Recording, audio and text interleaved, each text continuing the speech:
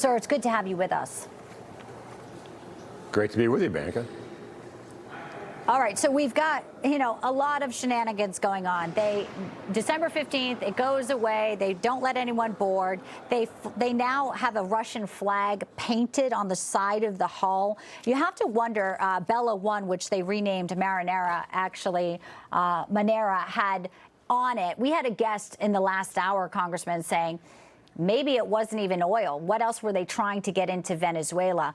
When you see the ability to seize these, the sanctions are in full force. You just got briefed. Tell us what the next steps needs to be. Obviously, I think it's pretty clear that any boat that thinks they're going to get around the U.S. military out there on the high seas has another thing coming.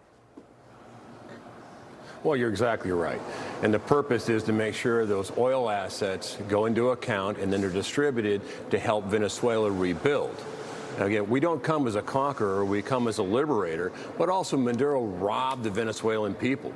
And we want to make sure those resources go in an account and then they're distributed and make sure we support democracy and we support Venezuela rebuilding their society. Remember, Venezuela used to be a prosperous nation, and most recently they have not. And they faltered and the people are suffering. So I think this is an overall strategy. It's the right strategy to make sure we blockade, make sure that we control the oil assets, and they go to serve the people of Venezuela. Big meeting Friday, President Trump and the oil companies. Today at the White House press briefing, Congressman Caroline Leavitt talked about Venezuela, her first briefing of the year, saying, it's a little bit too early for elections there. We know Delcy Rodriguez is interim. We know there are thugs in the former Maduro regime who obviously now know the U.S. is in charge, not just in the oil, but as we go through this transition. You were just briefed.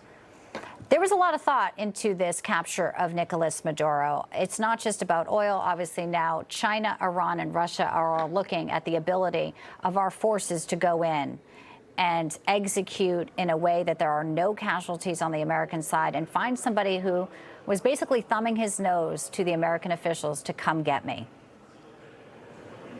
Well, it's not about oil. It's making sure our adversaries like China, like Russia, like Iran don't have a foothold of influence in South America.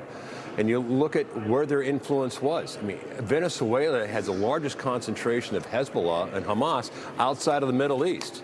And they're actively conducting operations against the United States. They're involved in the drug operation. So yeah, we have an obligation to defend our country, and we have an obligation under the Monroe Doctrine to work with our allies. And look, we're not the only ones that support this. You look at the countries in South America that have confirmed that they supported this operation because they understood exactly what Maduro is and was. Did Greenland come up at all today in the briefing? It did not, but my cut on Greenland. Look, the conditions that set Venezuela are far different than Greenland. Remember, you had a president that was not duly elected, elected by fraud. We had a president that also was involved in narcotics trade and trafficking.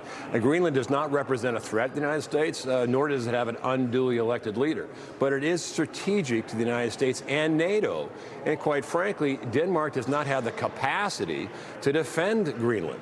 You could put the entire navy of Denmark, and I like Denmark, they're a great NATO country, but they don't have the capacity to protect it.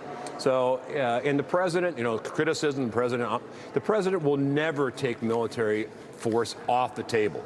That's the president. He looks at all things considered, but he's not going to take one, option off the table. No, that's obviously, there'll be a meeting, he can't do it without Congress. Yeah. Just jumping in, though. I think we the all meeting recognize next week is with Rubio.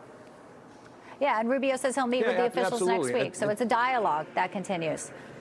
Yeah, I just was curious if it came up because obviously he's been pressed on that as well.